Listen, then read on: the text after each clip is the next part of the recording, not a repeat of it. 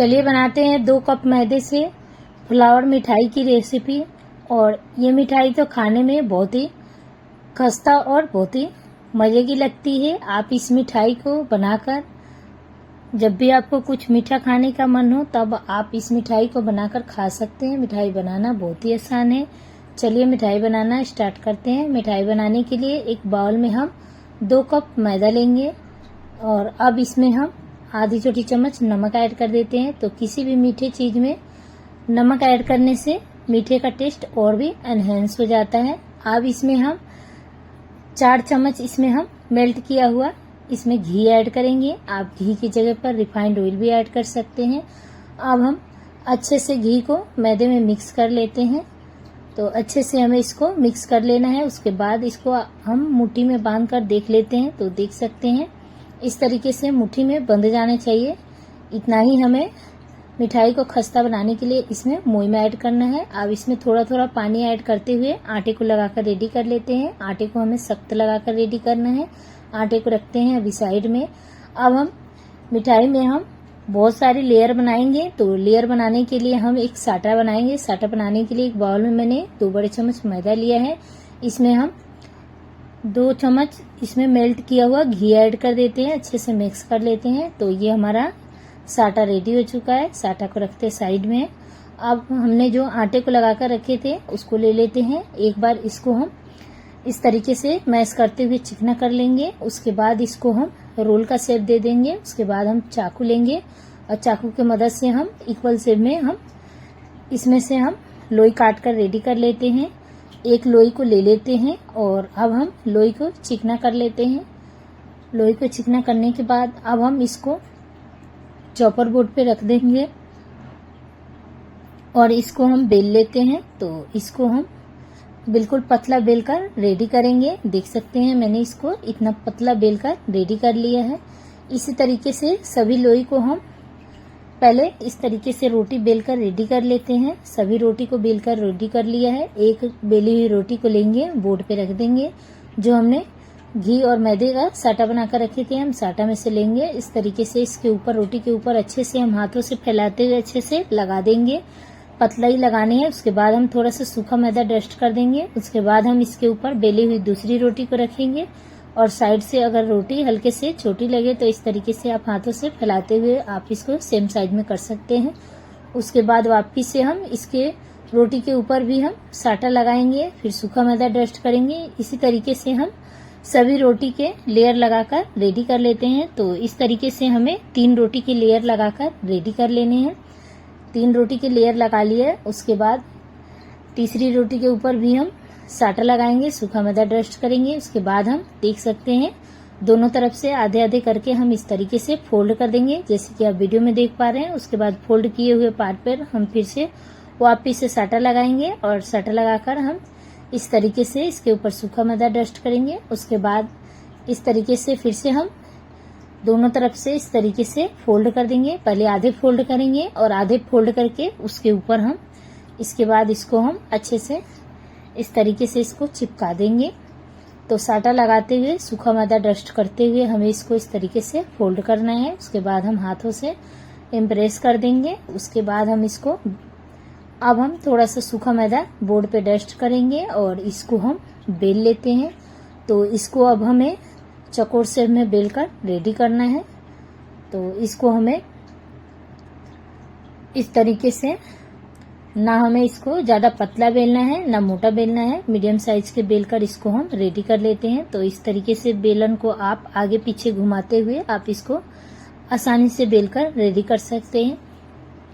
उसके बाद इसके हम कोन को इस तरीके से काट कर हटा देते हैं, जिससे कि एक चौकोर शीट मिल जाए। उसके बाद हम इसको इस तरीके से पतले पतले स्लाइस में काटेंगे। उसके बाद हम 2 भागों में इस तरीके से डिवाइड कर देंगे।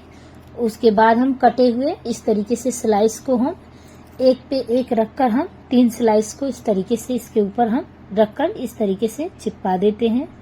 तो हमें इनको ज्यादा दबाकर नहीं चिपकाने हैं, क्योंकि बाद में हम इनकी लेयर खोलकर ही इनको फ्राई करेंगे, तभी इसकी जो मिठाई की फ्लावर की जो शेप है वो अच्छे से खुलकर आएगी। तो इस तरीके से 3-3 कटे हुए पार्ट को मैंने एक पे एक रखकर इस तरीके से मैंने इसको चिपका दिया है। उसके बाद अब हम धागा लेंगे। तो ये मैंने धागा लिया है और धागे को हम नीचे की तरफ से लगाएंगे। बीच में बिल्कुल सेंटर में कर हम इसको बांध देते हैं। तो धागे को हमें टाइटली नहीं बांधने हैं, हल्के ही बांधने हैं, नहीं तो ये मैदे का डो है तो ये कट जाएंगे। तो अब हम इसको इसी तरीके से बांधकर हम सभी मिठाई को पहले इस तरीके से बनाकर रेडी कर लेते हैं। सभी को बनाकर रेडी कर लिया है। अब हम इसको फ्राई करेंगे। तो फ्राई करने के लिए देख सकते हैं जो हमने 3-3 कटे हुए पार्ट को हमने एक पे एक रखकर चिपकाए थे। अब हम इस तरीके से इसको खोल देते हैं, जिससे कि जब ये तेल में फ्राई होगा तो ये इसके फ्राई होने के बाद इसकी जो लेयर है वो खुलकर अच्छे से आएगी और एकदम मिठाई की शेप हमारी अच्छी दिखेगी।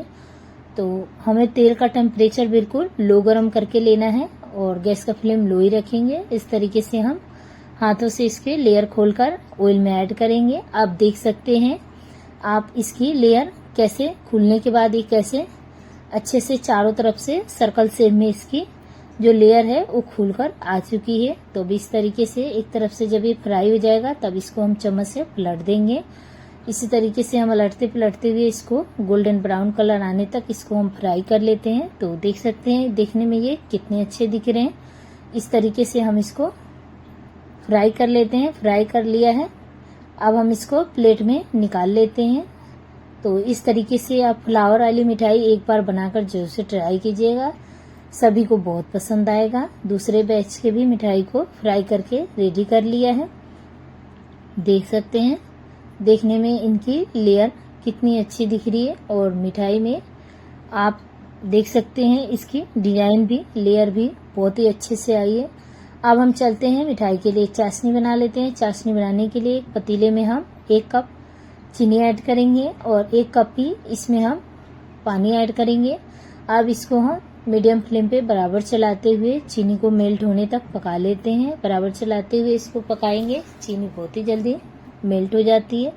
मेल्ट होने के बाद इसको मैंने 2 मिनट के लिए और पका लिया है। उसके बाद इसमें हम आधी चम्मच इलायची का पाउडर ऐड करेंगे और अब हम इसको और 2-3 मिनट के लिए पका लेते हैं। तो चाशनी को मैंने मेल्ट होने के बाद 5 मिनट के लिए और पका लिया है। देख सकते हैं इसमें इस तरीके से तार बंधने लग गई है। तब हम गैस का फ्लेम ऑफ कर देंगे। ये हमारी चाशनी मिठाई के लिए रेडी हो चुकी है। अब हम चाशनी को ले लेते हैं और अब हम एक फ्लावर वाले मिठाई को लेंगे और इस तरीके से इसमें हम फ्लावर वाले मिठाई को चाशनी में डिप कर देंगे और डिप करके चमचे से हम 1 से 2 बार अलटते पलटते हुए चाशनी में अच्छे से डिप करेंगे। उसके बाद हम किनारे पे लाकर इस तरीके से इसको हम मिठाई को निकाल लेते हैं, जिससे कि जो भी एक्स्ट्रा ऑयल होगा वो वापिस से पतीले में चला जाए।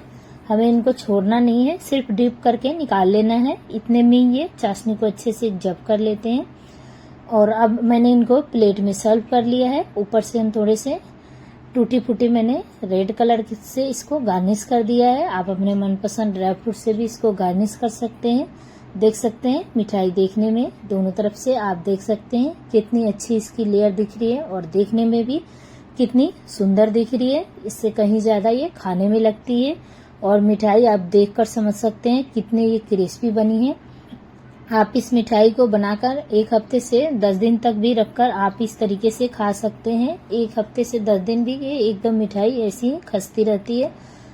उम्मीद करती हूँ आज की मेरी ये फ्लावर मिठाई की रेसिपी आपको बहुत पसंद आई होगी। रेसिपी पसंद आती हो तो वीडियो को ज्यादा से ज्यादा लाइक शेयर कीजिए। फिर मिलते हैं, तब तक के लिए बाय बाय एंड टेक